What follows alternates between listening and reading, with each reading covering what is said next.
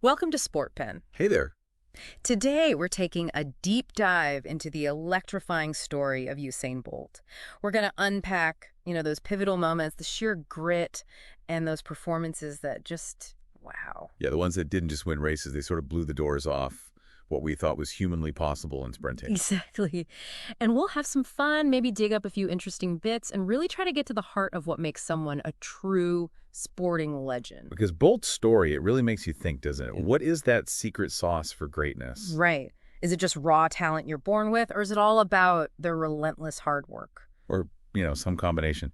And how does someone like Bolt, who just smashes records left and right, change the whole story of sport itself? Okay.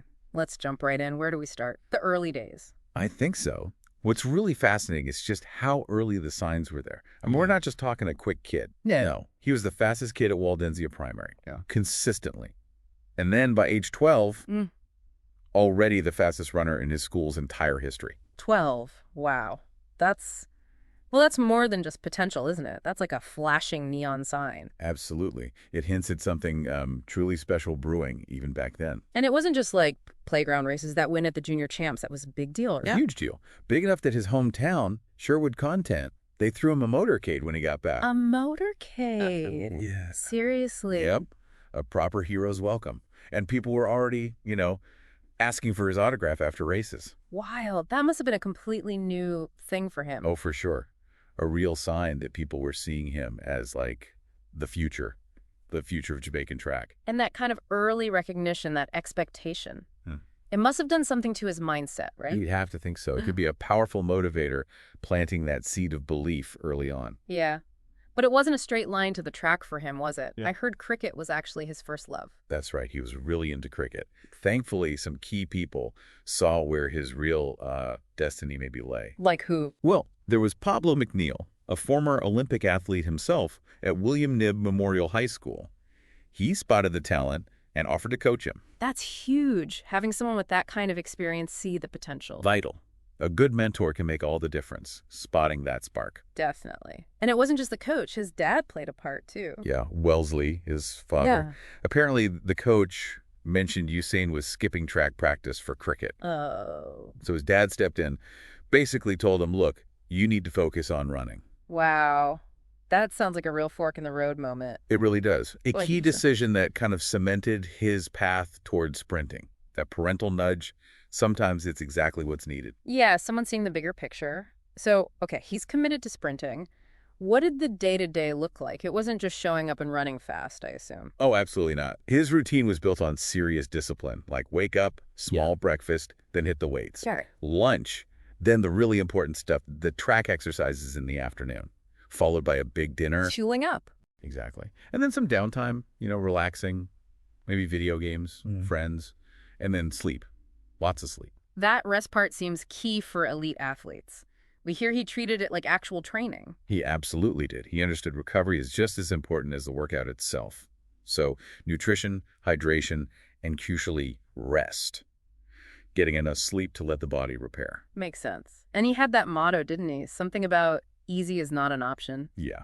Easy is not an option. No days off. Never quit. Be fearless. Skill is only developed by hours and hours of work. Whew, that pretty much sums it up. Serious dedication. It really does. But even with that willpower, he was human. He talked about food cravings being tough. Oh, yeah. Like what? Just managing them, especially trying to maintain his competition weight. That takes real mental toughness day after day. I can imagine. And the training hours, we're talking like standard practice. For his level, yeah. Around 18 hours a week was pretty standard. That's sprinting, lifting, circuit work. It's a massive commitment. It really puts those incredible seconds on the track into perspective, doesn't it? It's a full-time, all-consuming thing. Absolutely. Okay, so the physical side is immense, but what about the mental game? How important was his mindset, his belief in himself? Oh, it's paramount. You look at sports psychology, and that mental edge is everything.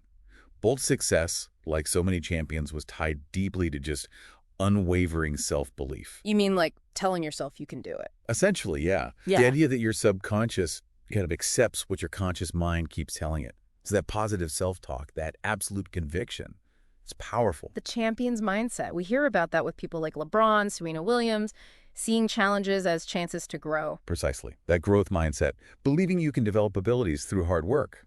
It's about trusting the work you put in and just focusing laser-like on the outcome. Believing in the process. Exactly. Now, every journey has bumps. Yeah. And for Bolt, there was a significant physical one, scoliosis. Yes, he has scoliosis, which is, a curve in the spine. That sounds like a massive disadvantage for a sprinter, where symmetry and form are so critical. You'd think so, wouldn't you? Yeah. But his story is just incredible proof that things like that don't have to hold you back. He became the greatest sprinter ever despite it. It's almost hard to believe. Did it affect his running style at all? Well, there's some thought that it might have. Maybe caused a bit more upper body movement. Maybe his start wasn't perfectly straight. Potentially using a bit more energy. Interesting. And wasn't there a theory about leg length? Yeah, a hypothesis that maybe a slight difference in leg length could have contributed to the scoliosis in the first place. It just adds another layer to how remarkable his adaptation was. Truly amazing adaptation. So, okay, we've got the early talent, the discipline, overcoming adversity. Let's talk peak Bolt, the moments everyone remembers. What did he consider his proudest moment? Surprisingly, not an Olympic gold. That's right. He often points to the 2002 Junior World Championships, winning gold there in Kingston on home soil. Ah, okay, that makes sense. The early breakthrough, the national pride. Exactly. That feeling must have been immense. It put him on the map, really. But then came Beijing, 2008. That felt different, like the whole world suddenly snapped to attention. Beijing was definitely the turning point. It took him from, track star to global phenomenon. His commercial value just exploded. He became a household name. Right. Lightning bolt arrives. And then Berlin, 2009, the World Championships, that 100-meter final. Oh, yeah. 9.58 seconds. 9.58. It still sounds unreal. It felt like a record that just couldn't be broken. It cemented him. No question, fastest man on the planet. Yeah. Just sheer dominance on display. And he kept going. The treble 100, 200, 4x100 relay gold, not just once, but 3 Olympics in a row. Beijing, London, Rio, yeah. That level of sustained excellence over, 8 years? It's almost unbelievable. Just incredible consistency at the absolute highest level. And his reaction in Rio after that third 100-meter gold. Classic Bolt, just simple. I told you guys I was going to do it. Ha! Pure confidence. He backed it up every single time. He really did. So looking back now, what's the lasting impact? What's the Bolt legacy beyond the medals and the records? Well, it's pretty wide-ranging, actually. He definitely brought a huge amount of excitement and just global interest back to track and field. You can see it in ticket sales, viewership when he competed. He was appointment viewing. Simple as that. Totally. And commercially, he kind of broke barriers for track athletes. Maybe opened the door for future stars to get bigger deals. It's important, too. And another thing, especially during a time when doping was a big cloud over the sport, he was seen by many as, like, a champion for clean athletes. That's a big part of his legacy, too. Crucial. And even now, retired, he's still a huge personality, right? The appeal hasn't faded. Not really, no. His charisma, his brand, still very strong. And in Jamaica, his success means so much. It's a huge source of national pride, a symbol of triumph. You can feel that sense of pride. Definitely. And there's that Jamaican concept, brado, like a little something extra. Yeah. They sort of saw it in the camaraderie of their relay teams, that amazing 200-meter sweep one year. Yeah, the 1, 2, 3 finish. It felt like they were all pushing each other higher. Exactly. Community fueling that individual brilliance. Well, this has been just a fascinating look into Bolt's world. It really feels like it was this unique mix, doesn't it? Incredible natural gifts. For sure. But combined with just relentless work and, importantly, the support around him. Absolutely. Couldn't agree more. A truly remarkable story. Thanks for listening to Sportpen. My pleasure. Great chat. Now, as you reflect on everything we've discussed today, maybe think about this.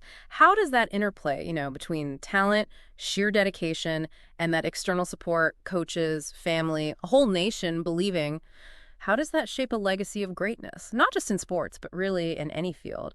What can you, our listener, maybe take away from Bolt's journey for your own pursuit of excellence? Definitely something to chew on.